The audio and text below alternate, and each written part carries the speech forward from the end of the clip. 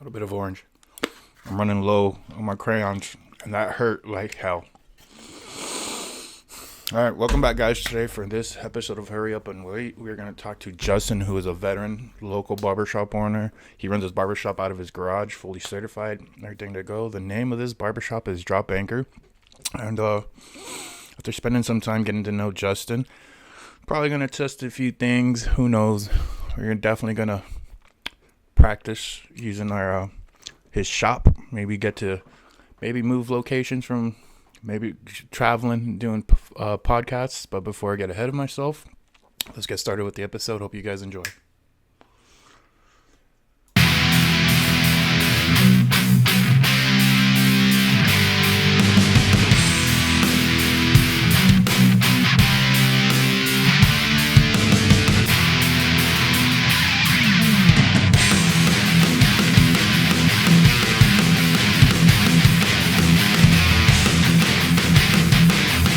What's going on, guys? Back again. It's your host Derek with Hurry Up and Wait. And today, as you can tell, I'm not wearing my signature hat because my hair looks like a hot fucking mess. And I'm here today with a new spot, a Navy vet who runs his own barbershop. His name is Jason. Jason, tell me a little bit about yourself and the barbershop. What's up, man? Thanks for having me here, dude. Yeah. My name is Jason Martin. I'm a Navy veteran, like you said. Mm-hmm. And, I'm a retired Phoenix police dispatcher, and now I'm a barber full time. I've been cutting hair since 2019. Fuck yeah. And I work out of my garage and try to make a cool space for guys to come in and get their hair cut and chill out and drink beers and fucking get away from their families and their jobs and their kids. Come play and hang out. Make it about you for about 30 to 45 minutes. Yeah. So that said, we're going to shoot this episode a little different. I'm going to get my cut. You guys are going to join us. And then we're going to have a little sit down and drink a couple beers because it wouldn't be Hurry Up and Wait if we're not drinking. So you guys enjoy the show. Jason, take it away. Cut me like one of your French whores. I'm going to make you like one of my French whores. Hell yeah. So just like last time, the nice line, trim the beard. Oh, yeah, you like that hard part, huh? Mm-hmm. Right, I'm a little wet and sweaty, so forgive me. That's what she said. So... Hell yeah, I like it that way. Fuck yeah, man. So the way this goes, I'll ask you a few questions. All right. We're gonna go with the first three. I don't see us getting past the first three the whole time with the cut. So like you gave us a little bit of intro of yourself. So tell me a little bit more. Like what was life for you before joining the military and joining the Navy? Well, I grew up mostly in Colorado Springs, Colorado. And we moved around a lot, though, because my stepdad at the time, he was, let's just call it what it was. He was an entrepreneur. And so we were always moving around doing things, and he wasn't always in the up and up. So we moved. I went to 3 high schools in 4 years in different states, but mostly I grew up in Colorado. And it was a pretty stable, good childhood, really. Played a lot of hockey growing up. My mom was a professional ice skater. Oh. She, competed back in the 60s and stuff with big names, Peggy Fleming, Dorothy Hamill, all these people. And so I was raised on the ice. And I played hockey for most of my childhood until my senior year. And then I even worked at ice rinks for a long time. Drove the Zamboni and all that. Hell yeah. And then it became my senior year.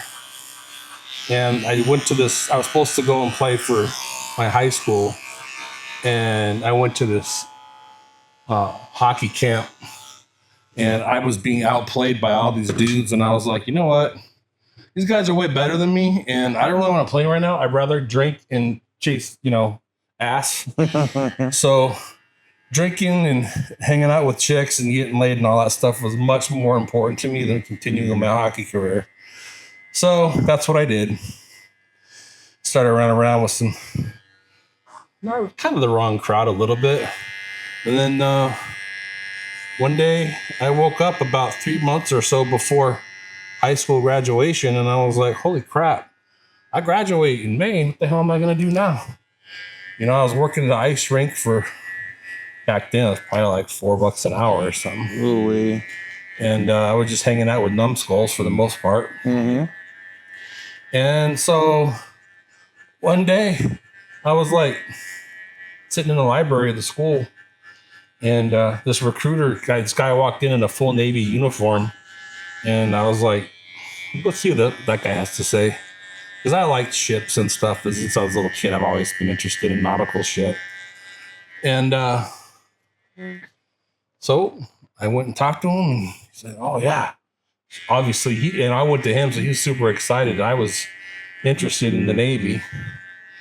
And by then, see, this was 1992. Prior to that, in 91, when the Gulf War was going on, I was a junior in high school. And when that popped off, I was like, oh, I tried the Marine Corps. I want to go to the Corps right now. I want to fucking go kill motherfuckers and, serve my country. But I was too young to join. Mm-hmm. So by the time 92 came around and I graduated high school and I was old enough, it was over. So I was all like, well, now I'm just going to join the Navy because I'd rather, there's no war going on, so I can't go out and get some. So I might as well go and travel the world and shit and get college money and all that. Go travel the world on the government's dime. Yeah, exactly. And just, learn a trade or something. And so the recruiter asked me, he's like, well, what do you want to do in the Navy? I said, well, I want to jump out of like helicopters into the ocean and like save down pilots. I want to be one of those guys. Oh, yeah, no problem. We can make you that. No problem. I'm like, really? He's like, hell yeah. Yeah, right. Come on down to the recruiting office. Yeah, okay. I go down there. I start talking to these dudes, all salty old motherfuckers, man. Salty sailors, man. Mm-hmm. Old school type. Telling me stories of the PI, and all about the ribbons on their chest. And I was like super impressed by this whole thing. So then I ended up like signing like an initial contract or whatever, and ended up going to MEPS. You know how you go to MEPS, and they start doing your medical, and you stick your finger in your butthole or whatever they were doing. Yep. Maybe they knew it was just me. Maybe I should probably somebody know. Anyway, I get it. I get into this room with this dude, and he's like, "So looks like you've signed up for the Airman Apprentice program." I go, Airman Apprentice? What the fuck is an Airman Apprentice program? I said, I'm supposed to jump out of helicopters and save down pilots. He laughed. He thought it was so funny. He goes, no, we're on here to say that. He goes, that's not even a thing. Like, yeah, it's like a specialty, whatever, and you don't even qualify. Like, we don't qualify. He goes, you wear contacts. You can't just jump in the ocean and the contacts be, floating out. I'm like, what am I here for then? He's like, your recruiter lied to you, dude. Oh, yeah, he did. They always do. I'm like, well, what is an Airman Apprentice program? He goes, oh, we're just going to send you after boot camp, we're going to send you for 2 weeks to some basic aviation apprentice school, learn about airplanes and how to work on them, and then you'll be sent off to the fleet to go wherever we want to put you. I'm like, I have no interest in airplanes, dude. So I walked out, dude. I was pissed. Mm-hmm. And of course, this was in Denver. And my recruiter, we were in Colorado Springs, so that's like an hour and a half drive, right? Mm-hmm. I get out of there. My recruiter is the one that drove me to the place. It was a really awkward hour and a half drive back home, knowing that I didn't sign the note and he had lied to me about this whole thing. Yeah, that must have been a fun one. I was so pissed. So I was like, whatever, dude. So then I just kind of forgot about it. But like, graduation's coming up and I didn't want to be at home anymore. I wanted out of that place. It's a different generation. These generations today, they want to stay at home and play video games all day. Dude, man, like when I was 16 and I remember my kid wanted to, like when I was a kid, I wanted to get the hell out of the house, get the hell away from my dad. I was like, yo, 15, I'm getting my permit. 16, I get the car, I'm out. Yeah. My kid turned 17 and she's like, can you drive me to go get Starbucks? Yeah, no. I was like, if you had your license right now, since you're 17, you could have took the van. I would have not given a shit.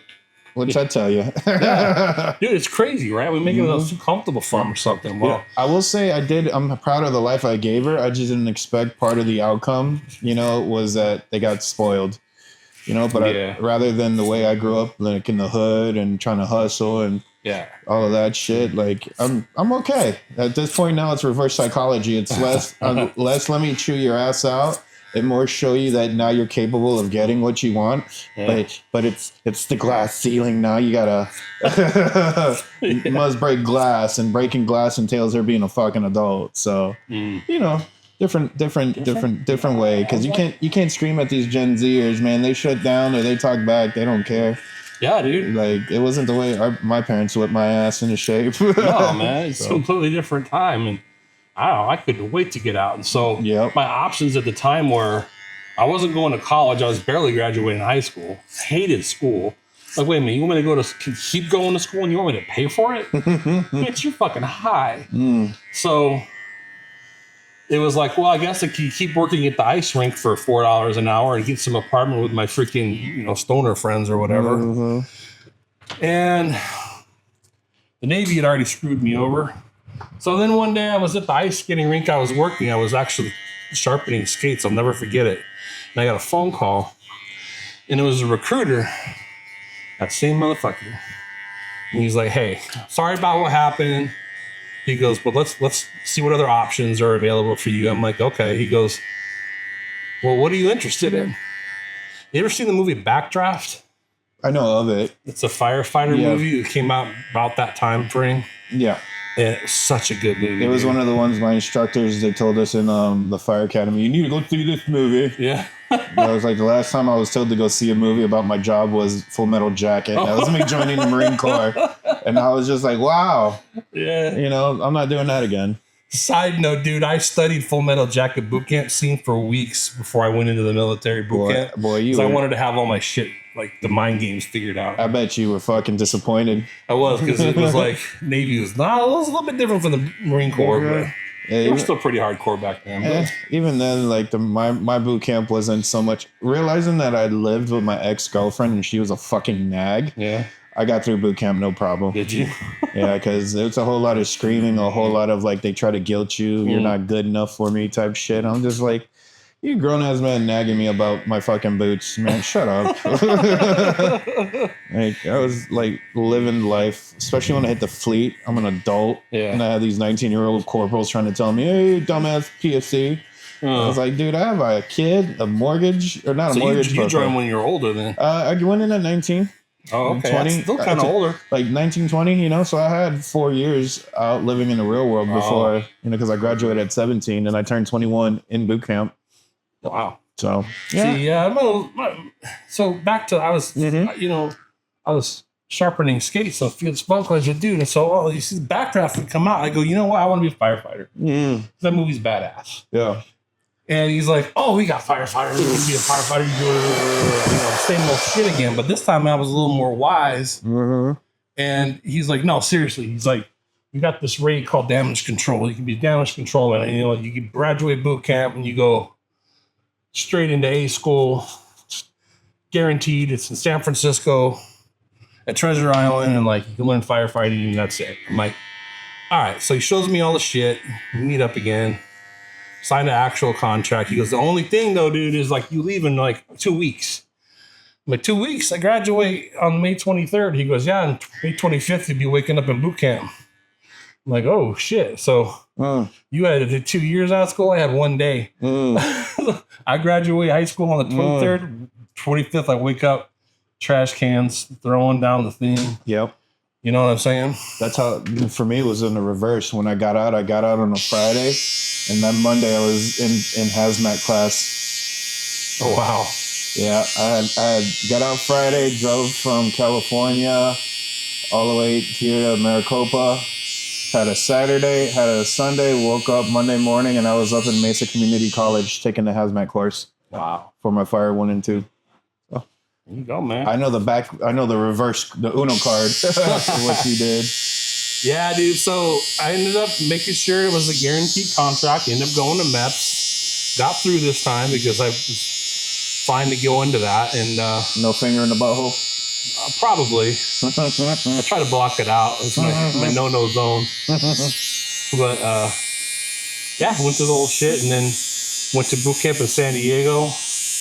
NTC right before they closed it down. Shortly after I got done, they actually shut that base down.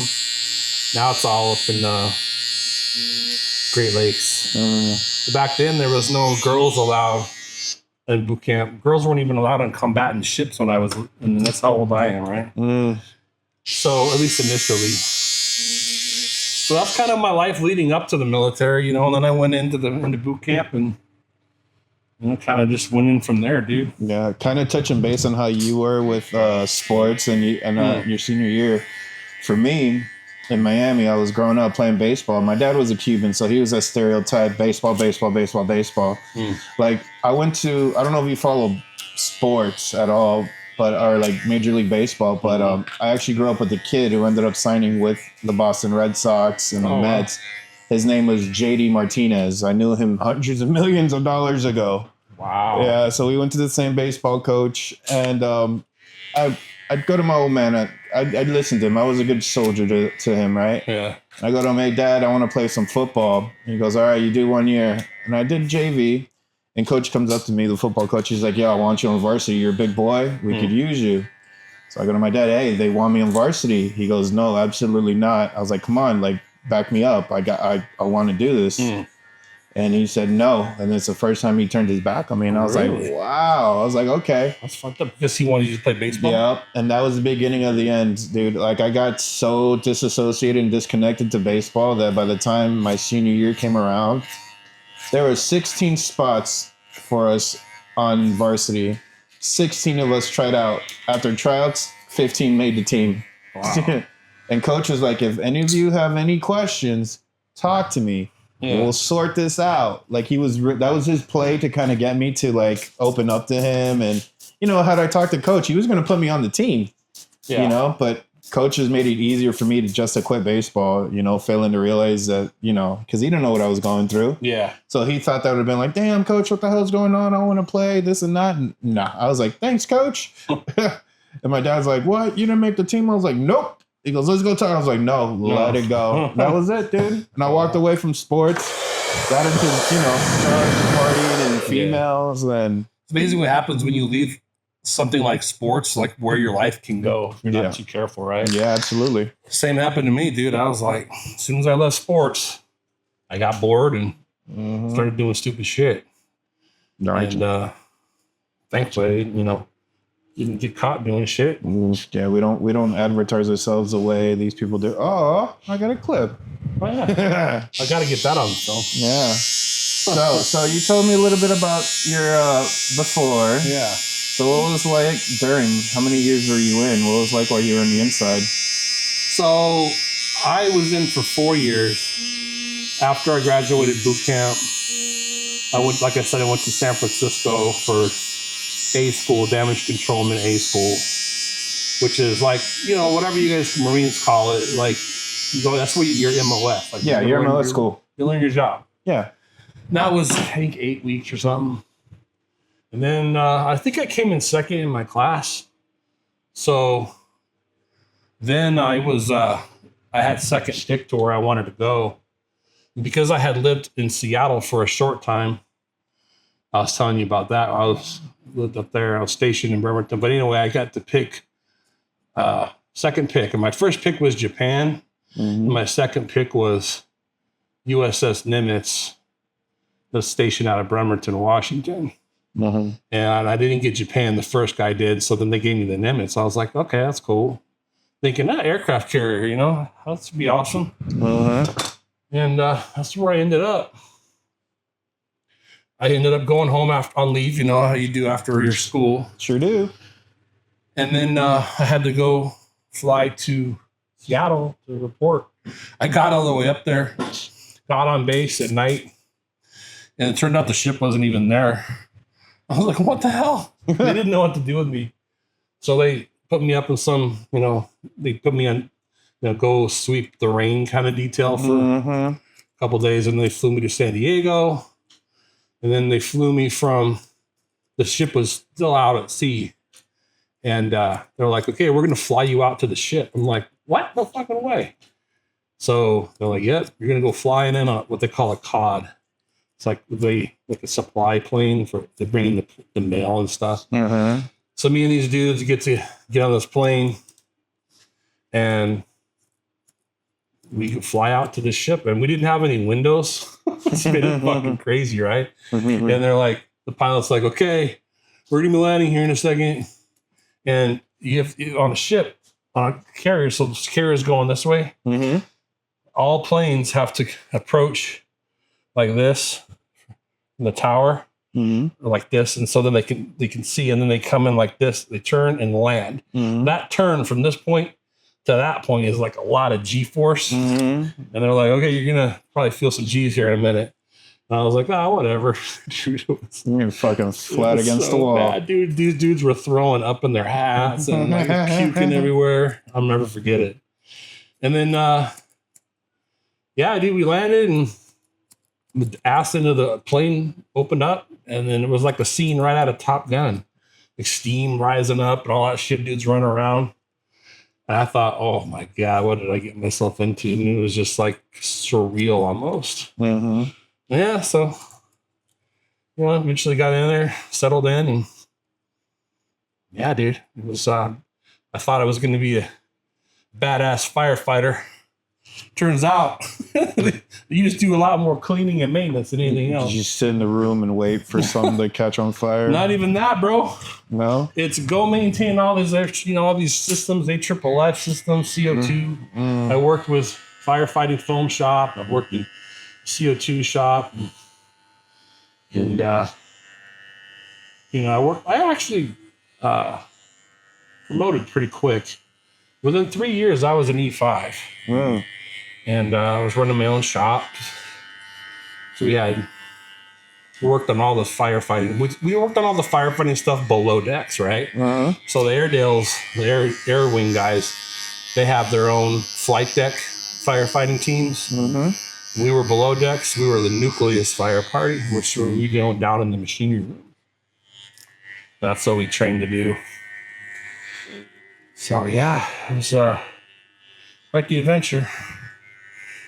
Got deployed twice to the Middle East. How was that? 2 Westpacks. Twice. 2 Westpacks. Okay. The first time we did Circle 8s in the Persian Gulf on Operation Southern Watch. And we were just over there patrolling, make sure, everybody was staying cool. And I remember, like the Gulf War, it still just barely ended. Remember when they lit all those oil wells on fire? Yeah. Yeah, I remember seeing that shit, and it's just like that shit that they used in Three Kings, and was it all those war movies from back then? Yeah, and they would just light them on fire, and the only way to like put them out was like to explode them or something. I remember seeing all that shit over there, and so like I said, it wasn't wartime, but we got to go do pretty cool shit. Got to see a lot of the world, mostly Asia. Hong Kong, Singapore. Yep. Dubai. Back before Dubai was Dubai. Yeah, back when it was still third world. Yeah. It was very third world back then. Went to this place called Jebel Ali. Hawaii. And then, we crossed the equator on the first trip. And, you became a shellback, right? So any Navy person should know what a shellback is. Yeah. Well, back then, there was no women allowed on board, like I mentioned earlier. Right. So we were able to have actual proper shellback initiations back then, right? So, you started off, I don't want to give too much away because filthy wogs don't understand, but like basically it's an all-day event. Yeah. Of you basically getting your ass beat. Trash, thrown at you, shoved in places it shouldn't go. You get like you wear your Kevlar helmet and then somebody smacks the shit at you with another Kevlar helmet. Yeah, just all that, just crazy shit, right? It's like crawling on your hands and knees through shit, and from top to bottom, bottom get up. sprayed with saltwater fire hoses, and those days are long gone. all that shit, dude. And so they would beat you with what they call like shillelaghs, where I know shillelaghs. they weren't allowed to have them back then, even though they were starting to be phased out. But a few people behind the scenes still have them. And through that, and so it became a shellback properly, and it was awesome. And Different times, man. yeah, dude, different times. So then we went again in 95, and it's like in 1994, we were in the yards for about a year, just doing yard, maintenance and shit on the ship. So when we deployed again in 1995, by that time we did have a few females on board for the first time ever. Uh-huh. So it was a weird transition for us to go from an all male to females on board, and we didn't really know how to act. It was so strict. Like you couldn't even look at a female on the passageway without getting written up or charged with something, So when we went on that deployment, I remember the captain like intentionally avoided the equator because they didn't know what to do. So that makes sense. I guess now they got all figured out. I mean, dude, by the time I was on the top of while I was done and I went through the final initiation, I was buck naked on top of the flight deck, dude. Buck naked. Yeah. There was nothing on me. All my clothes were torn to shit. My boondocker boots, I threw them. They're somewhere in the IO right now. And so it was quite the time. Buck naked. Buck ass naked on top of that flight deck. Crawling my ass down as a newly initiated shellback. So, like I said, needless to say, things have changed. Yeah. Whatever. I mean, we were still trying to figure out how to go into like birthing spaces where females were, living to do different like Maintenance. watches and maintenance and stuff. It was a very awkward time trying to learn through it. And, of course, back then the culture was different. And all these women coming on board here, they don't need to be here. They need to be doing other things. But I tell you what, man, I learned real quick. Some of those chicks, I'd rather work with them women. Yeah, some of them go hard. Stronger, more hardcore, more willing to do shit than a lot of the dudes I worked with. Yeah, they had something to prove, man. Yeah, and I was like, I learned a lesson about making judgments, Mm-hmm. So I get that. yeah, it was pretty eye-opening.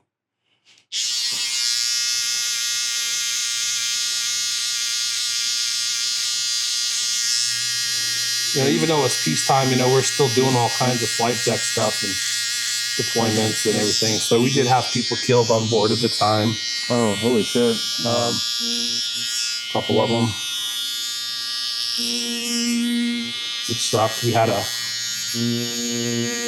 an airplane come in.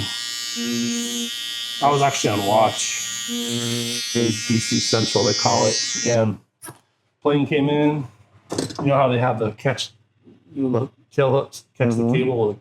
The cable broke. Oh shit. And it acted like a whip across the flight deck in it. Anybody who fucking in that radius, done. Yeah, so it killed this chief, cut him in basically half. And it was horrible. And then, Were you around for that helicopter crash that we do HELOC training for? which one? The one that there's video of it. This helicopter trying to land on a ship, and it got caught in the netting, and then it crashed, and they weren't able to save anybody because of they didn't have the proper helicopter like survival training. I think maybe I was in, but I don't remember that. Yeah. I remember the training that we got in damage control school and in boot camp was all about the USS Forrestal. And that was the one that John McCain was on. He was in his plane during Vietnam War, and a missile lit off, accidentally went across the flight deck and hit another plane or something. And there's a huge mass conflagration on the flight deck. Damn. And it was just a video of it. It's like one big long lesson on what not to do on a flight deck fire. I mean, people were getting killed and things were exploding, and it was crazy. So, yeah. We had another couple dudes got killed in a maintenance accident. Actually, we were in port, and they were working on the steam catapult underneath the flight deck, and something happened. It was overpressurized or something. Right. And it blew up. It killed them instantly. Yeah. So, I mean, one thing people got to know about, like, the military, it's not just, like, dangerous to be in combat, like, on the ground. Right. But specifically in the Navy, even if you're not under attack, like, everything on that ship basically wants to kill you. Right. There's fuel everywhere. There's high-pressure pipes. There's steam pipes. There's, lube oil. There's all these things, everything under high pressure. Yeah, being on 3 Mews and being on, I think, 6 or 7 different ships throughout the 3 Mews, like, yeah. Yeah, so like my PTSD kind of stuff comes from like mechanical failure, not necessarily like I was never shot at or anything, but like the idea of like mechanical failure is like a big deal for me. If your garage slams a little too hard, yeah, just shit like that, or like, it's just hard to explain. Like, no, I get it. Like, okay, so I never really had anything for me that has me like PTSD inside, because again, I was on the booze cruises. I wasn't in country, but when I hear jets fly over me, I cringe. Do you? And really? I squint my eyes. Like, I don't know why. I've never been shot at by a jet. Never been blown up, but it's just, I think, bothers you. Yeah, I don't know. I don't know if it was from being on ship, hearing them take off and land, or you know, the hundreds of thousands of flyovers I've seen happen while in like Mojave Viper. I don't know. It's just something when I hear jets over here from Luke Air Force Base take off, I just like I brace for impact. Wow. I don't know. Everybody's got their thing, man. Yeah, dude. I don't get it. And that's one thing about I like having in this shop. A lot of veterans come in here, dude, and we just chill out and just talk about shit, you know? Yeah, absolutely. That like the civilian world doesn't necessarily understand. And so, you know, that was a little bit of my. Well, again, I became an alcoholic. I mean, I was drunk like every opportunity I could get. And I was married at the time to my high school sweetheart. And when I was overseas, my second deployment, she cheated on me. Oh, Jesus. With I guess her drug dealer or something. Oh, lovely. Yeah, so when I got back out, when we came back, she wasn't at the pier, nothing, and like, it just sucked. So within a month, we were divorced because she didn't want to be with me anymore. She wanted to be with this dude. So then I just spiraled even further. So it was rough. I should have just gone back in, but I stayed out. And well, since we're kind of walking into that point of the conversation, tell me, what was life for you on the outside? Like, as you got out, where did you go? You're talking about, you know, you kind of hit a downward spiral. If you want to talk about that. Yeah. Know. So after my wife left, I was just in a really dark place, you know, and I just needed to pull myself out of it. So I kind of stopped drinking after that. Nobody else was going to pull you out. Nobody else was going to pull you out. Right. So then I ended up turning to food, right? So I still wouldn't do drugs. I wouldn't drink as much.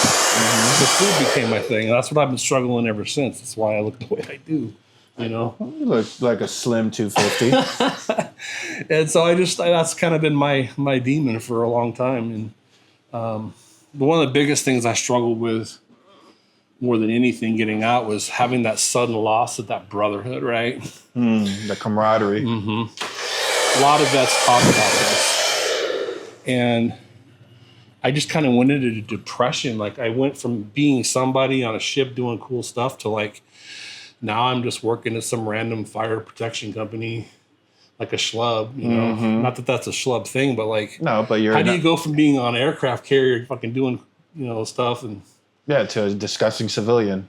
Yeah, no, absolutely. It's hard, and I struggled with it. And my coworkers at the time, they understood I was struggling. And I remember one time they took me out to a bar or something. They're like, I was telling them, like, I miss my fucking family, this and that. And they're like, well, we're your family now. We're your family. We got you. I was like, no, man, it's just not the same. It just fucking hits different. They had really good intentions, but I don't know, man. It's just something about hanging out with veterans. And so I worked at that fire protection company for a little while. And then I went for a little while and worked for my father, stepdad at the time. He had a little small business. That big falling out about that. And then I had a buddy of mine who's like, hey, so I ended up getting remarried back in 1998. So I met another woman, still with her today, and it worked out. But in 1998, after I had this falling out with my stepdad, who basically fired me a week after we got married, we ended up, I needed a job.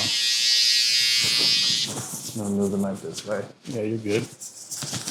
Okay. Needed a job, so had a buddy of mine. He's like, "Hey, I work at American Express. You know, you can work, you know, call center customer service or whatever." Oh boy, that sounds awful. And I'm like, "That's a freaking chick job, dude." Because I was a lot of blue collar, you know, everything. And he's like, "Well, take it or leave it, bro. I can get you hired on." And I was like, "Okay." So I was desperate, so I applied, got the job.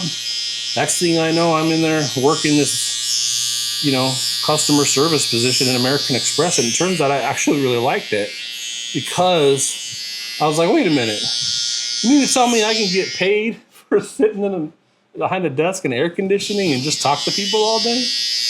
I'm like, this ain't so bad. Especially coming off the military experience and everything else and just shitty jobs. I was like, how can I do this but with more money? Because back then it was like, what, $8 an hour or something?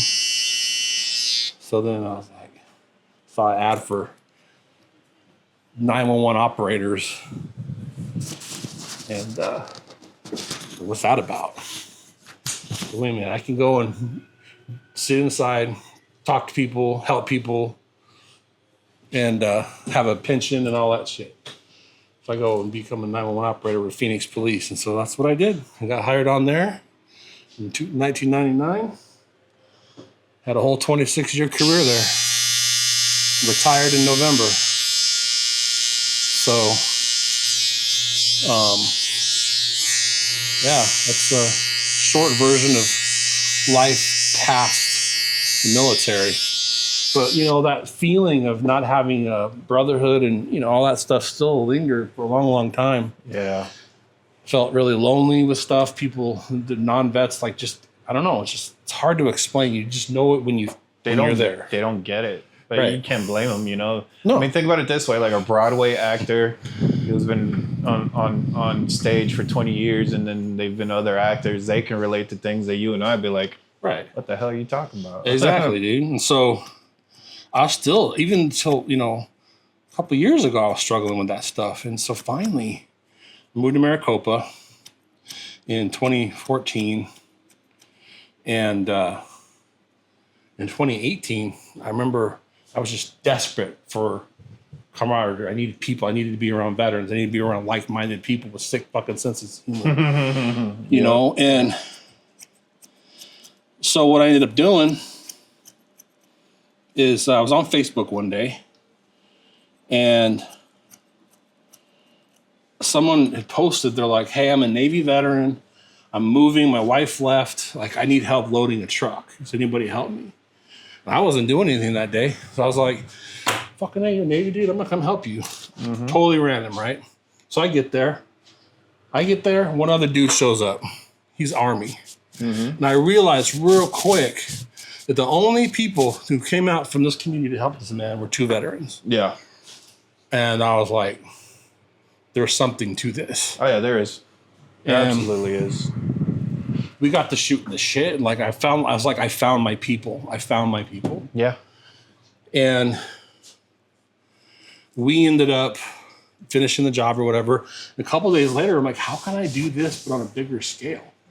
So I created this Facebook page, Maricopa Veterans, and it just blew up. Oh, yeah. It turns out I'm not the only person feeling this shit. No, I'm part of it. I'm part of that page. I joined it before I even got to meet you. Yeah. You know, So I made the page, and it's just been amazing. I got people that I now are lifelong friends. We never served together, but I'm as close to some of these guys as I ever were, or closer than some of the guys I did serve with. yeah. And from that, we've done all kinds of activities. So many activities. We used to have PT. We did a lot of what we call sixes, which are gatherings for just vets to go and hang out at someone's house and drink beers and shoot the shit, talk about veteran stuff. We've had all kinds of stuff over the years. And it's been really awesome. We ended up springing from that came the Veterans in Need Project, which is our nonprofit arm of our group. Yep. And you're a board member for that. So that's pretty cool. Yeah, that's pretty fucking cool. Veterans in Need Project is we give micro grants to veterans that have immediate needs, such as, you can't pay your car payment. Yeah, that's how, like, last episode, I interviewed Justin, our president. So we got into real deep lore of veterans in need. So Yeah. So it's nice to see we have talking to another board member, Yeah. So tune into that episode. So it's been awesome. And now I feel like I have my people, I feel it sounds corny and stupid, but I feel like complete. Right. Mm-hmm. So I can have any veteran come in here immediately. Oh, it's super gay. But we have immediately something in common, even if it's a different branch. I mean, just the other day when I was here, talking to you behind the scenes, like, met 4 or 5 different vets and just started talking shit to all of them. And we all clicked. Yeah. You didn't need it. All I did was tell you what branch they were. Mm-hmm. And immediately, even these, some of them were old dudes, young dudes, old dudes, doesn't matter. Nope. The shit talking is real, but that's how you have respect for each other. Yeah. And if you're not talking shit to me, then I'm thinking something's wrong. Yeah, for sure. It's like when I was in, it's a tribalism. You're gay for this, you're gay for that. But then I come out and it's like our common enemy is a disgusting civilian. So I'm just like, yo, you're a vet. Your Army, come here, hold me. Your Navy, come here, hold me. Your Air Force, you're still gay. And then all my Navy and Army guys, friends are like, look at that gay guy in the chair. Or you Coast Guard, stupid. Yeah. But, even Space Force gets some love because they're trying to go to space. Yeah, you got to give them that, I guess. Mm-hmm. But, it's like, as long as I can chill with veterans, I don't care. Yeah, there's just something about it, man. Yeah. You immediately have something in common. I could walk around with my shellback hat on, and another Navy guy will see this shellback and instantly have something in common. Yeah. So. Yeah, absolutely. Oh, I forgot, dude. You usually start every episode with a crayon. And I have options for you. Those aren't the edible kind that I like. What? Come on. Yellow's your favorite? No, blue is, but I'll take yellow for later. I forgot to offer you your crayon, bro. Beautiful. So yeah, dude, that's kind of the story. Mm-hmm. I being with the police department for so many years, I thought I wanted to be a cop, but turns out I don't. I don't have what it takes to be a cop. Those guys just don't get paid enough for what they do. So I was behind the scenes, behind the radio, dispatching 911 for, I went up the chain of command. I went back down the chain of command. I demoted myself because I hated management. And, it's a long story, but... And then I knew I was going to be able to be eligible for a pension and retirement in 2025. But I was like, dude, I don't want to be 51. And I got to figure out something else to do. So what led you to being a barber? That's it right there. So I've always liked barbershops. I like going into barbershops. I like getting a haircut. I love the vibe. I love I think I talked about this on our other thing, but therapy, bro. Yeah, dude. It's like you go in and it's about you for 30 to 45 minutes. Mm-hmm. Everything is left outside that door. Your wife, your kids, unless you want to come in here and bitch and moan about it, which is cool with me, then that's what we'll do. If you want to come in here and you want to chill out and just sit down and just fucking have it be you for 30, 45 minutes, then that's what we're doing. Mm-hmm. Because especially for vets, we don't take care of ourselves. No, we don't. We're always focusing on other people. Yeah. For the most part, right? Right. And if you don't take care of yourself, self-care or whatever they call it now, then what are you doing? You're not doing any good for anybody else. So anyway, I ended up going to a barbershop here in town, Joe's Barbershop. Mm-hmm. And I know Joe. He used to be my barber. Yeah. And I was just a customer, and I was like, dude, you guys have the coolest job in the world. You sit in the shop all day, you watch TV, you talk shit. Like, you're in air conditioning, you're working with your hands. Like, this is like the coolest thing ever. You're like your own boss, kind of. And they're like, yeah. He goes, well, why don't you go to barber school? Come work here. I'm working full time, bro. I can't, go to barber school. I don't want to pay 20 grand for that. He's like, no. We have, the state of Arizona has an apprenticeship program. And so all I got to do is just sign up for this apprenticeship program, find a barber who's willing to take you on, kind of like a tattoo shop, you know. Yeah. But and I'm like, okay. I thought he was kidding around. But then one day I was like, you know what? Fuck it.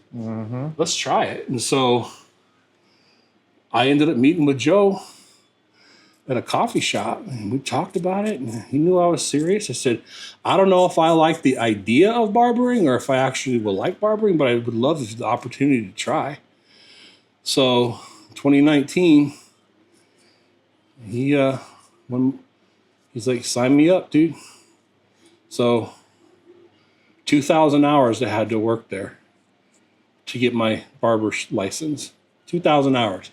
Cops have less than that. Pilots have less than that. But for some reason, for me to cut your hair, I got to have 2,000 fucking hours.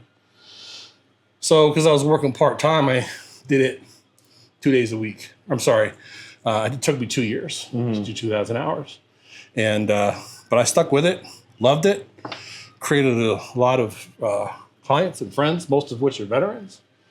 And I love it, dude. I just, now that I'm retired from my main job, I just do this. You're talking about you retired. Now this is your full-time. So this is it. I only do this 3 days a week, but this is just to stay busy and keep my mind going and keep my relationships going with people and hanging out, you know. And the shop, you know, it becomes more than just a barber shop. I got vets like you the other day. I mean, just come in, and if my garage door is open, you just walk in, bro. We'll hang out, have a beer. Fuck yeah.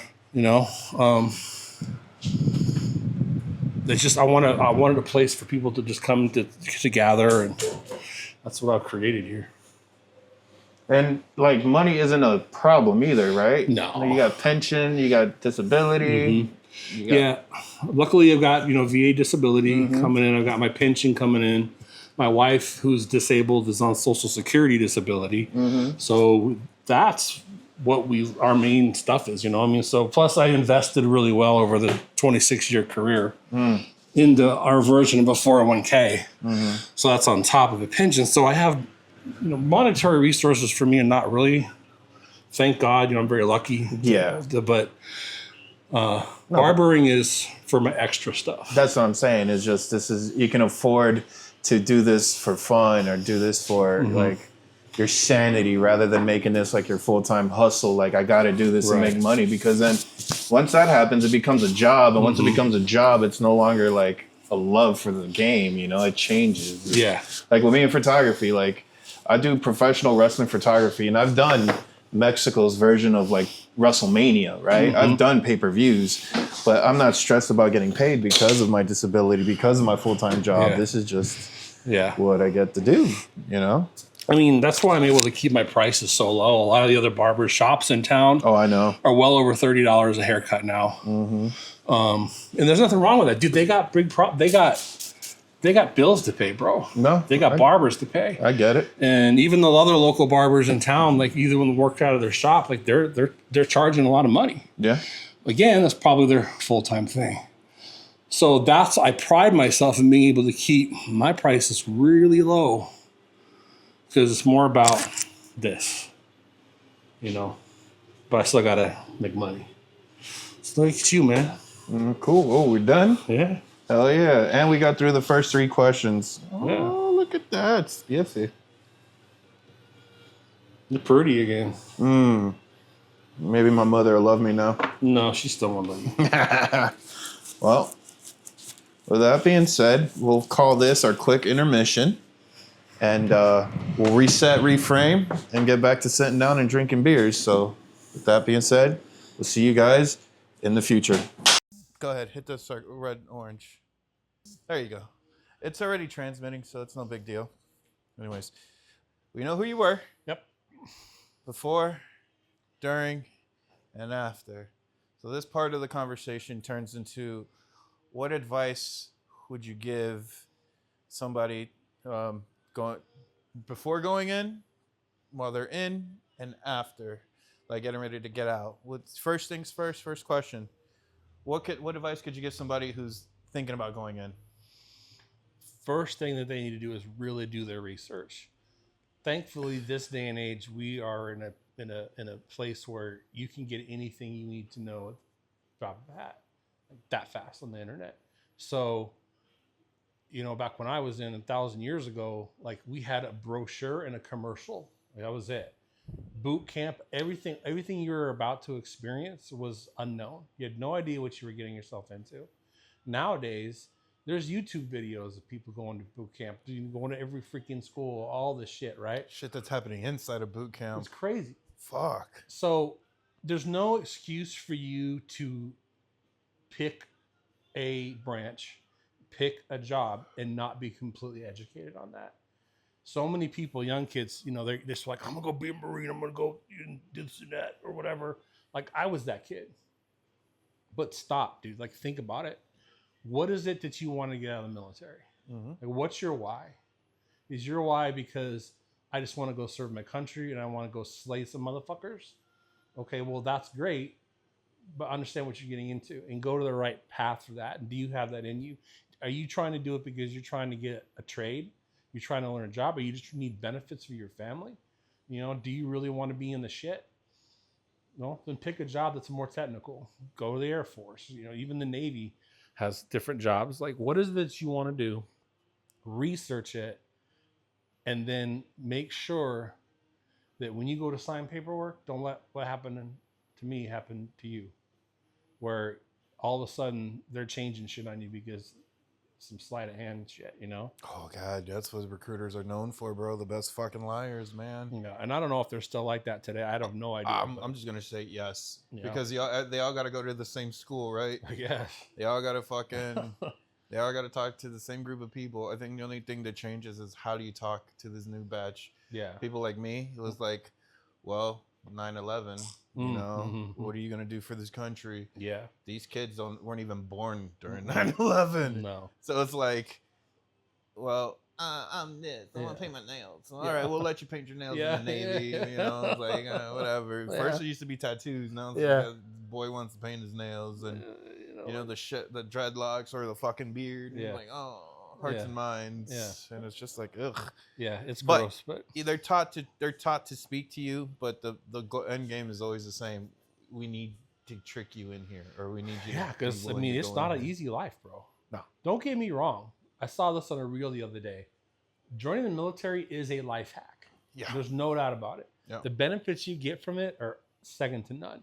Yeah, in my opinion. Yeah. I mean, when you go in, you're getting a place to live. You're getting food. You're getting clothing. You're getting security, medical, everything you could possibly need is in there. Just like prison. Yeah. Except with a little bit more freedom, but not much. Nah. Yeah. And it's not going to go on your record. But what goes on your record is... Yeah. I mean, if you're an asshole and you get OTH or fucking dishonorable, then yeah. But you got to earn that shit. Yeah. You do have to be a special kind of retarded to get OTH or dishonorable. Mm-hmm. Yeah. But, well, even that, but just like the military in general. So like, understand that you're going in. Yeah, recruiters are going to tell you all the benefits, and they are a lot of benefits. Yes.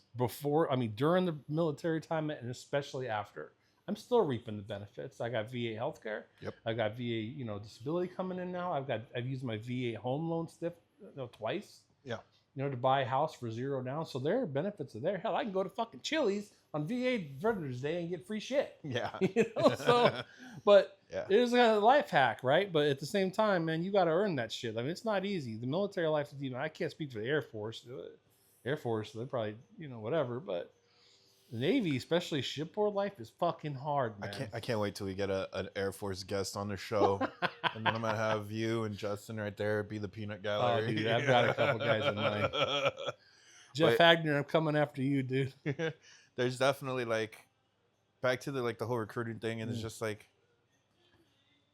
think it's usually kind of the same message when I talk to people. It's like, yo, be mindful.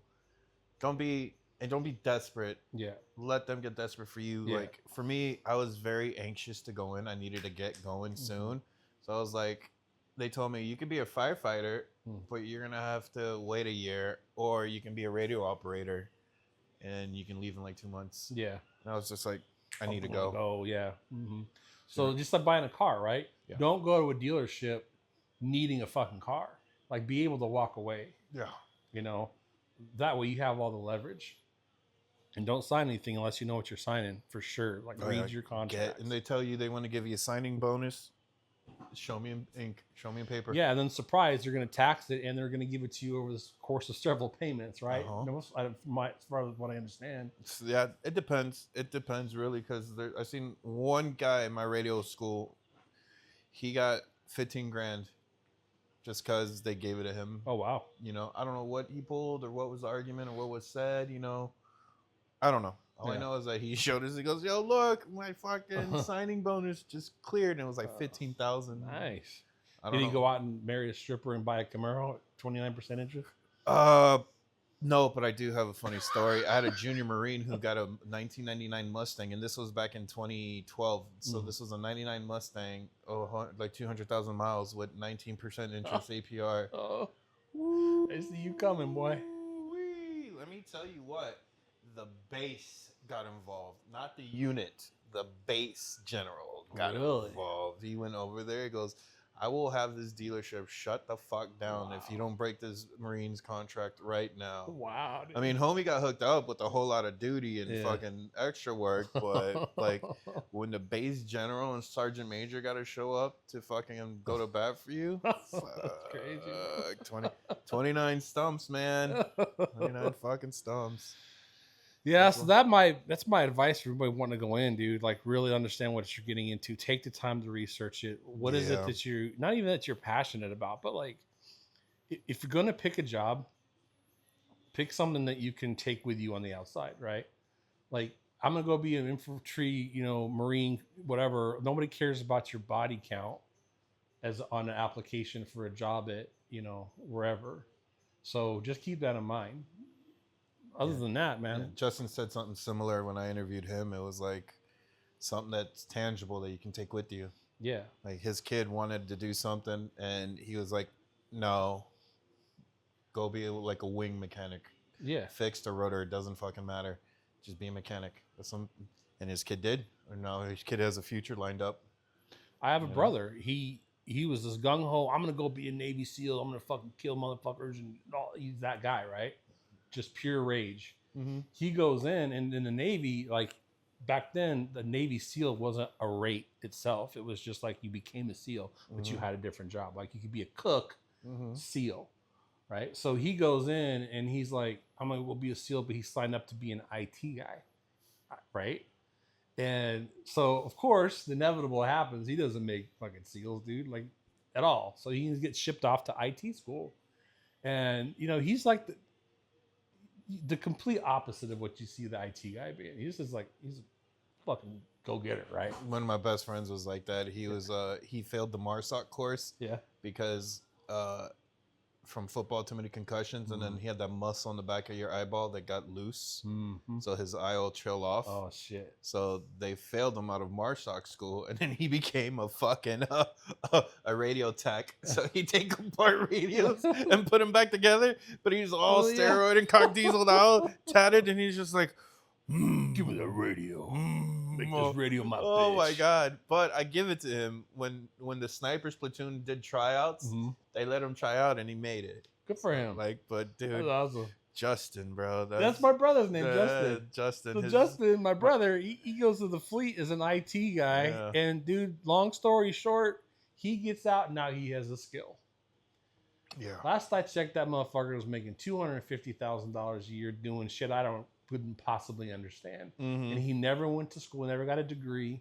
He just went and took that knowledge that he got and built from it. So that's the lesson, dude. Like, find something. For me, it was firefighting. And again, all I thought was I'll be a firefighter when I got out. I didn't know the politics behind it back then. I didn't know. I just thought firefighting was cool. So when I got out, I quickly realized that they're not just hiring Navy damage controlmen to be city firefighters. No. So my other option was nepotism. Yeah, dude, there's a lot of that shit. Plus, like, they don't even, from what I understand, they don't like to hire Navy damage controlmen. I could be wrong, but it's because the way we're taught to fight fire is overly aggressive, right? So they stay on ships. There are no foxholes. There's nowhere to hide. So when there's a fire, you fight the fire. You don't sit outside of it. You don't surround it. You don't let it burn. You don't do. You go. You fly. You die. You go until it's done. And that's what you're trained to do. And so when you're in that mindset, when there's fire, you go in. You don't surround it. You go in at your own peril. That's just what we're trained. So my understanding is this city's firefighter. They don't want you. They have to undo that mindset, and it's not worth it. I mean, if we do, I get that 100%. I think for me, it was the politicking and the nepotism that was the problem. Because I mean, hell, I was a Marine, and they didn't mind me being a Marine, you know. But then again, I wasn't crash fire rescue. I was a radio operator. Yeah. But for me, it was like this faux camaraderie. I guess it was the firefighters. They had their version of camaraderie. Yeah. But then I looked at the chief, and the chief reminded me of like coward ass Marines who would hide. And, yeah.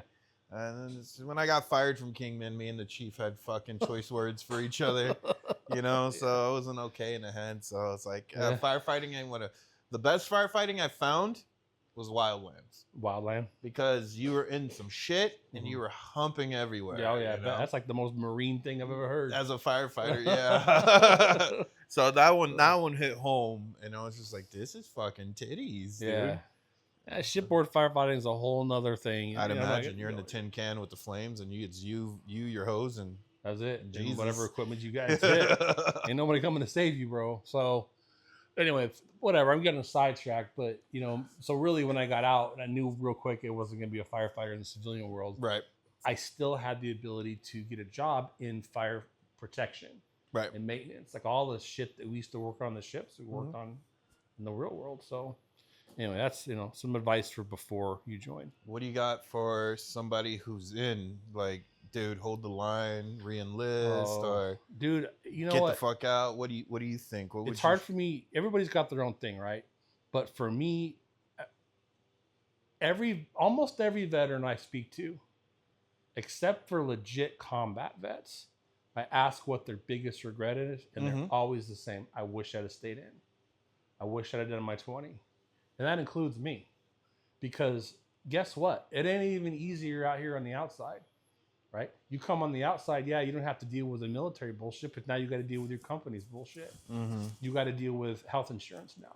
You got to deal with paying for fucking food that's way too expensive, fuel, everything. The suck is just as bad on the outside as it is on the inside. But now you don't have like a pension. You don't have guaranteed money coming in at the end of your career as a welder or whatever. You know what I'm saying? So I guess my advice is if you can hack it, stay in, do your 20. Unless you just absolutely can't handle it anymore. But again, it's not any easier on the outside. That's what I'd do. That's what most of the guys I talk to would do. Would you go back in and do your 20 if you given the opportunity, or do you regret getting out? Fuck no. Yeah, I get that impression with you. So here's my thing is a little different, and I know I've told this story before. It was, I went in already been able to pay bills and have a life and raise a family, so I knew I could get out and I could survive. Yeah. I could take what I learned from the inside, and I don't need those training wheels anymore. All I needed was the VA benefits for like the home, so I can buy the house. I needed to be able to go to school so I can continue being a firefighter. Like I had my end game, I had my goal, and it because while I was in, I wanted to be a grunt, or I wanted to give myself to the war. They said, no, go be on the ship. I wanted to fucking volunteer to go recruiting. They said, no, go on this deployment. I wanted to do all these things for the military. And granted, it's the needs of the Marine Corps, fine. But it was just like everything that I wanted to do for y'all, you sidetracked me and said no. So I was like, you know what? I'm done. I'm done trying to give myself 100%. Yeah. And then the times where I was like, yo, I need help. I need guidance. I need somebody to, from the command, just tell me it's going to be okay. They never did. That sucks. Yeah. That really sucks. I mean, for me, like... So I held a lot of resentment. So I made sure to make sure that I was going to get out and I was not going to ever want to come back in. Dude, I know exactly what you're talking about. Yeah. I got this tattoo, my first one. It says USN Never Again. Yeah. Hell yeah. Because I was like that, dude. I was Yeah. still early on in my career. I thought that my command was, that's what the whole Navy was about. And I wanted off that ship so bad that I was willing to throw away my career. I was an E5 in 3 years, bro. I could have been retired as a senior chief, master chief. I was in zone for staff by the time they were like, yo, you need to go to sergeant's course. You're in zone. We'll give you staff if you re-enlist. And once you hit staff, that's it. You're kind of like, you're in the promised land, right? Yeah. Even as an E6 staff sergeant, you're in the promised land. After that is do your time, retire, and be done with that. That's it, dude. Yeah. They were like, here, we'll give it to you. Have it, And I was like, nope. Wow. I was like, after 7 years, I tried to do everything you guys wanted, and all I asked in return was a little appreciation, and nobody really gave it to me. And Wow. when I had like things that personally happened, they were like, yeah, no, fuck you. And I was like, cool. And the thing is that I re-enlisted because the first time it happened in my first unit, but I'm a boot. I don't think they're going to get any love. It's whatever. I'm going to stay in and be different for my junior Marines. And also give me a few more years to plan. Because by the time we were getting ready to get out, I looked at my wife and was like, fuck, man, we have zero plan to get the fuck out. What to do? What are we going to do? Yeah. And like, so I was like, shit. All right, let me buy 3 more years. And I re-enlisted a year early. So technically I only had 3 more years, even though it was a 4-year contract, blah, blah, blah, blah. So I was like, let me fucking figure it out. So I told her, okay, cool. VA, let me go recruiting towards my last year. So like I told Justin, I'll go recruiting. And then I can fucking, wherever I can recruit, I'm going to re-enlist right then and there. So I can stay recruiting, be staff, and then I can buy the house. Set. Yeah. No. They just said, no, fuck you. No, fuck you. No, fuck you. And then it got to the point where it was like, no, we want you to re-enlist. Bitch, it's not strike 2. Yeah. Fool me once, shame on you. Fool me twice, shame on me. Yeah. I'm not doing this again. And I left with a lot of resentment. Granted, I got my kids. I got LASIK. I got my house. But for everything that I got, they took their pound of flesh. Yeah. So you couldn't like, even my boy was like, yo, man, what do you think about coming in? You still inactive reserve or whatever. I was like, no, I like my beard. Is it for your beard? I'm like, yeah. And I stand on it. I stand on my beard. Why? Yeah. Because fuck that. That beard looks good right now. Yeah. It's fucking gorgeous. Yeah, so everybody's got their own different, but It's for the just most like- part, I mean, To each, I will say, to each their own. Yeah. I'm not gonna push my experiences and my ill will on anybody. You want to go in, do you, boo boo? I respect that. I just can only tell you from my perspective and my experiences. yeah, No, yeah, no. Especially when I signed up to go die, yeah. and they said, "No, here's a booze cruise." I don't want a booze cruise. Yeah, you want to go fucking Granted, get after it. yeah, I went to 7 different Asian countries. You said Singapore, right? Singapore. Thailand, right? Oh. Yeah, Hong Kong, Singapore, Thailand, Malaysia, It's all the shit we did. Philippines, fucking Japan, and then there's another one in there. I don't remember. Yeah, I know 7. yeah. 7. Fucking The only other thing I would say, you're not a pussy if you go to medical. Go to medical. while you're in. Go to medical while you're in.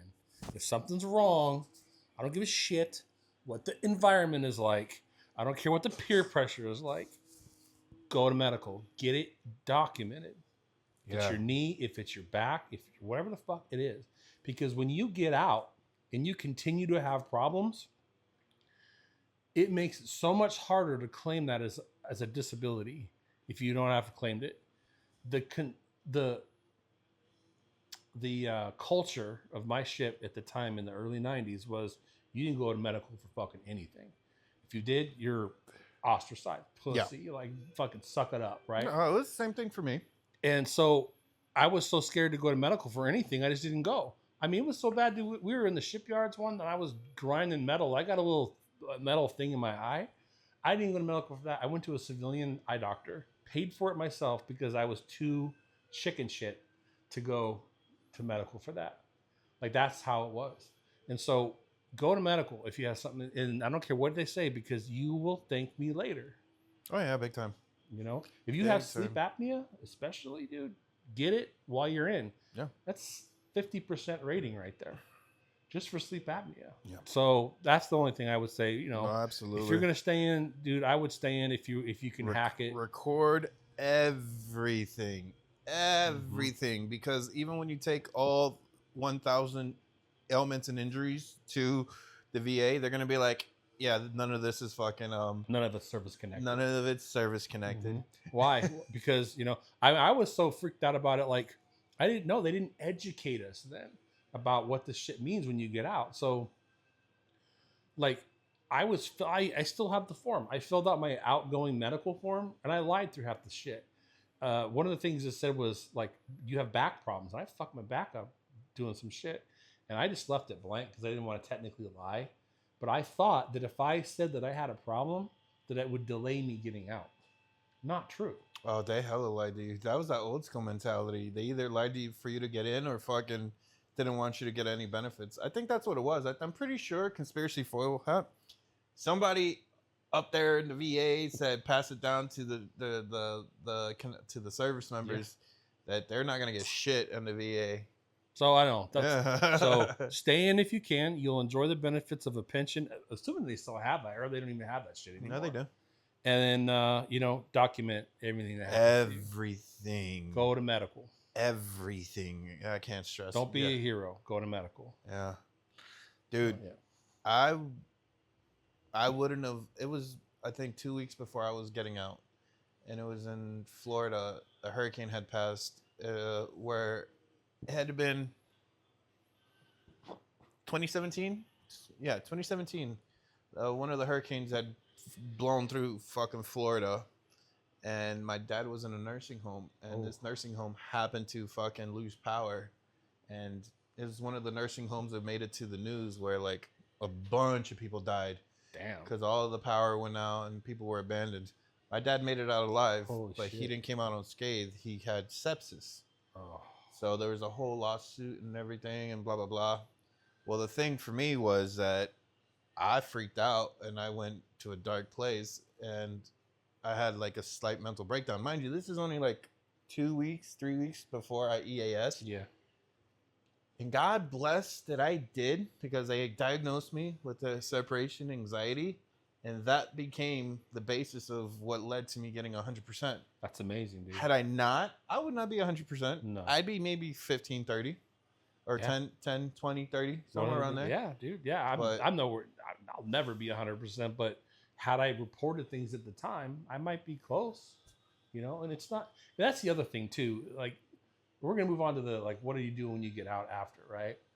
That'll be the third and final question. So when you're ready, we can go into that. You have any more about during you're in? No, I mean that's it for me, man. That was like my big thing. Yeah, report everything. Yeah. So tell me about, or what advice would you have for getting out? Since we kind of were touching about record everything. Well, while we're on that same topic, segue. I went for, I got a 96. It's now 2026. I got rated with something, I want to say 3 years ago.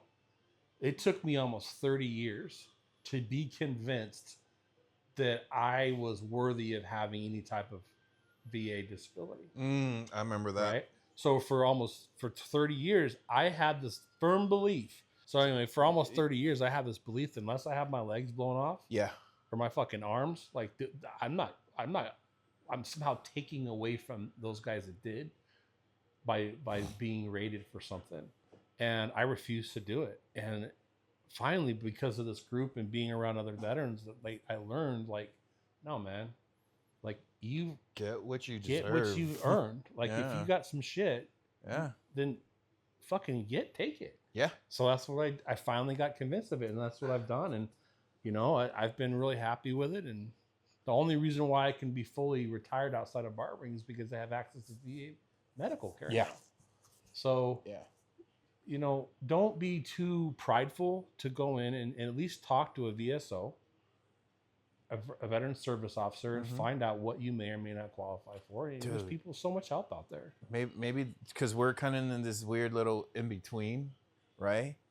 If you're still in, do not listen to your first sergeant, gunny, mass sergeant, anybody who's above a sergeant, any staff NCOs. For me, in the Marine Corps, if they say don't do this about getting out, don't listen to them. They're staying in. Yeah. They have no fucking clue what they're talking about on the outside. go get what's yours. Like, I've had gunnies and first sergeants tell me, no, you can't get no disability when you get out because you ain't broken, this and that. And I was just like, okay, but because of my resentment towards the Corps and my resentment towards those figureheads, I was like, I'm just gonna go get mine, almost out of like spite. Yeah. To go look at first sergeant in the face, like, look, bitch, I got my 100% because I know I was fucked up. You know, because when I was being raised, we were all, that fear was instilled in us from the Vietnam. Don't go get disability. That's not for you. It's only for the broke dicks. It's like, no, that's for fucking all of us.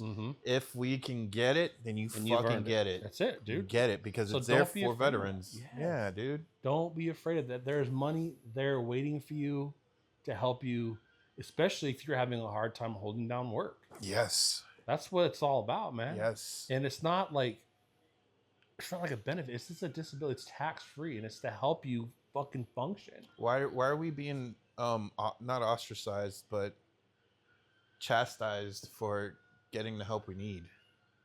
It took me almost 30 years to start seeing a VA therapist. That was always that was always the military thing for vets. You're going to be chastised or ostracized or made fun of, like, your weak body for or crazy thought. Now, Sergeant, maybe I'm the smart one because now I got 100% disability. Sure, you're going to get it too because you're just as broke as I am. But maybe if I listened to you, I wouldn't have fucking gone to medical and now I wouldn't be able to get shit. You know? Yeah. As I had a gunny look me in the face when I told him about my dad. He was like, you be all right, suck it up. I'm like, okay, yeah, fuck you, I'm going to medical. Yeah. Because at this point, like I said, I was on my way out. He goes, no, I need your information. I'm like, fuck you, I'm going, all due respect, gunny, I'm going to fuck the medical. I'll see you later. Yeah. You know? And it's, again, it's a lot of spite, bro. Like, a lot of these motherfuckers. I can count on one hand, one finger, one staff NCO that man looked out for me. And that was my first Sergeant Naranjo. Angelo Naranjo. The only one whose name I fucking bother remembering because the rest of them, since boot to fucking sergeant, were all shitbag motherfuckers. Yes. And Naranjo fucking had guidance for me. The only problem with him is that's that all you were looking for anyway. Guidance. Yeah. He was the only one. He was the only one. The only problem with him, he was a Raiders fan. That's a big problem. That's a huge problem. That's like, but yeah. But dude was a cholo, LA cholo. Of course he was. He's a Radiant man. But yeah, dude.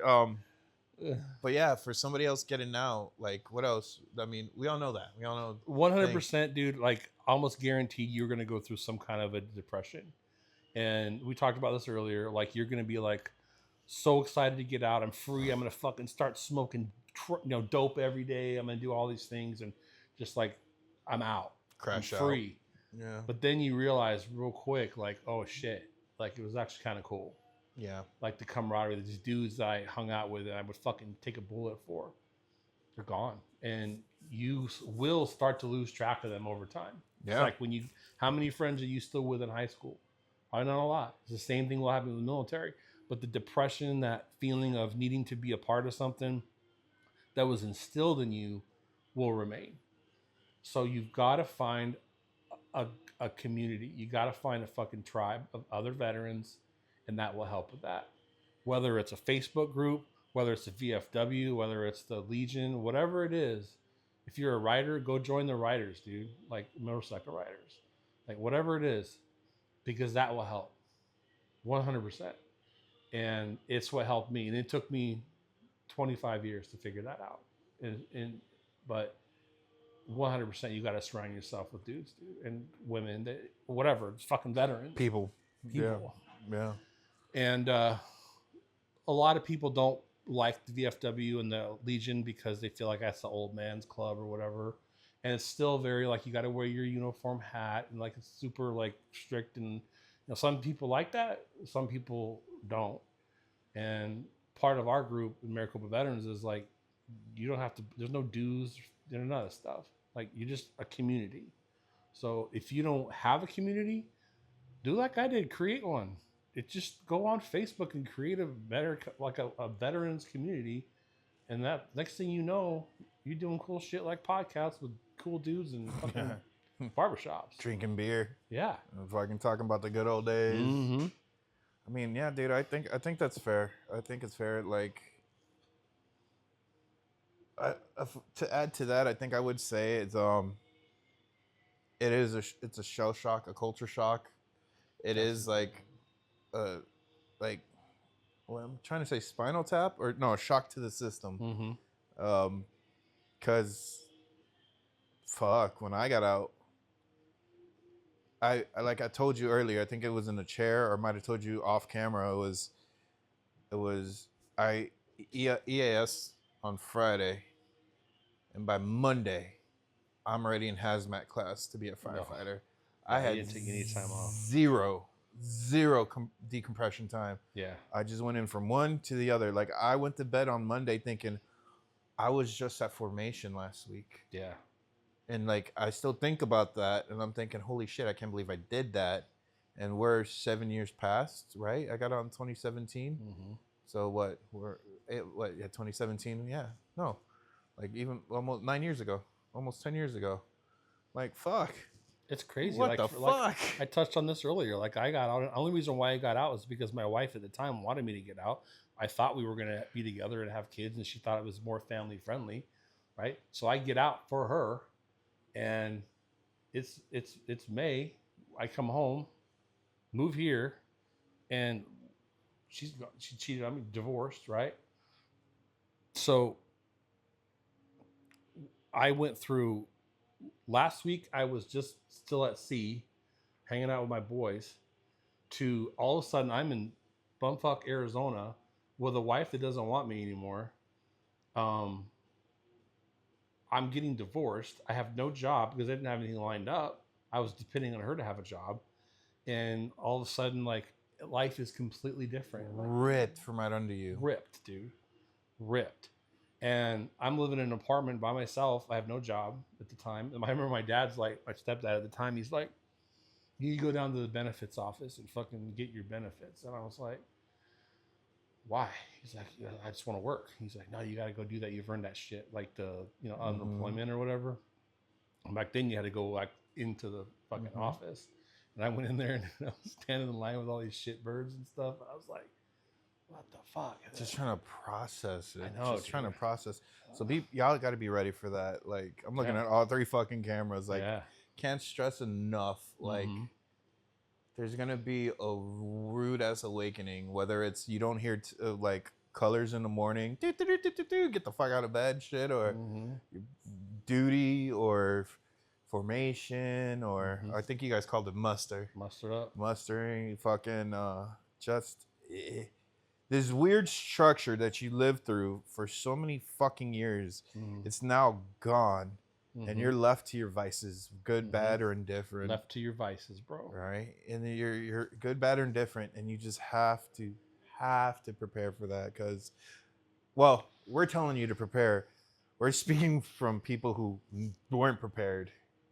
I just went in it, and that led to my blow up to getting fired. Like I had 3 firefighting jobs right before COVID, and all 3 of them went because I never got the mental help.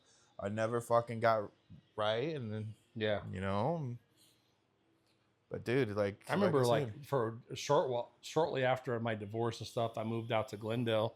I was still living by myself, and I decided, well, I'm going to go to college. I'm going to use this GI Bill, right? I remember sitting in class with these kids, and I'm like, like I say, kid, I was 22 when I was out. Yep. I know. And I just had nothing in common with them. Yep. Nothing. I was the old man in there, and it was just like I couldn't relate to them, and it was just a fucking dark time. Yeah.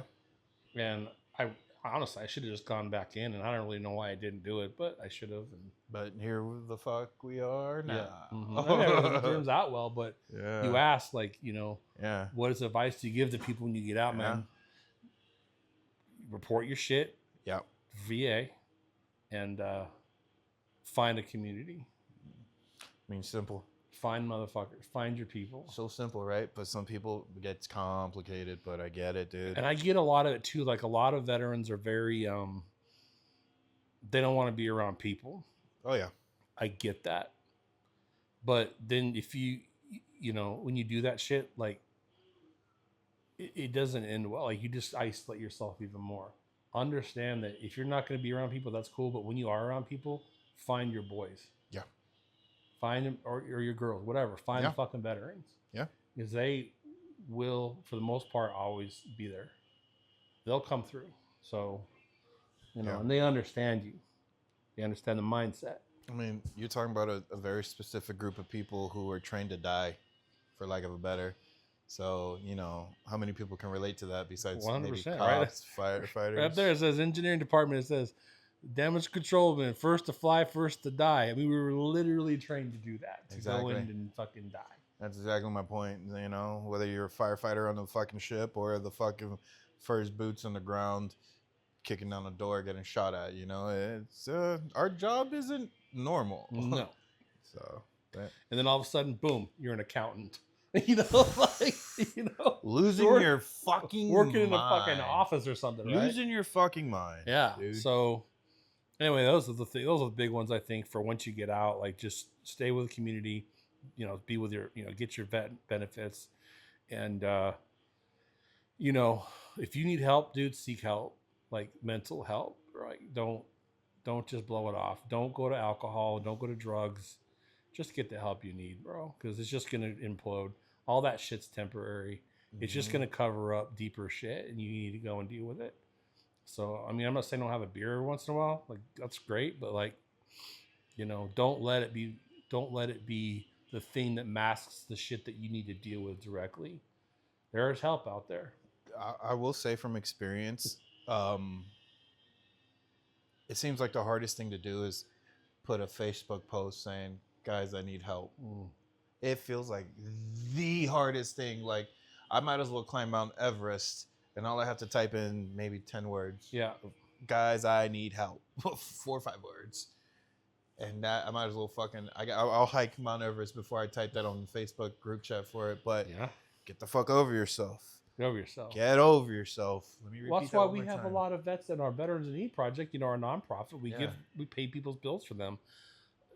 Veterans in general are so fucking stubborn and prideful that like they will wait until 2 hours before their water's getting shut off to reach out to us. Yeah. Like, bro, you knew this was coming. You need help. Just humble yourself and ask for help. We're here for you. But now we got 30 minutes to get your water turned back on. Luckily, we're nimble enough. We can usually do that. I think that would be my for me to say, because it's taken me 6 interviews to kind of get to this point. Yeah. Fucking humble yourself. Like ask for the help. Like genuinely, like ask for it, because it's gonna feel like it's a mountain to climb, but it's there. It's there. That's why I'm here. Now more than ever, dude.